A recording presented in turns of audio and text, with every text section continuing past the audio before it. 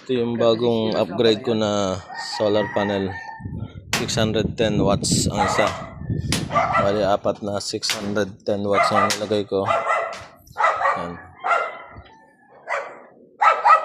Apat na 610 siya.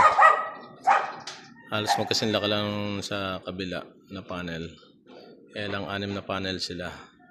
Yung sa akin ay 4 na panel. Yung dating nakakabit dito ay 300 kada isa, 4 din na panel. Kaya nagpalit ako ng mas mataas na wattage para mas dami ang ma-harvest. Kaya iba din yung may konti kang kaalaman sa solar para nakakatipid ka. Pag nagpa-install ka nito sa mga installer, maabot ng kalating milyon, 350, depende sa kilowatts na kailangan mo.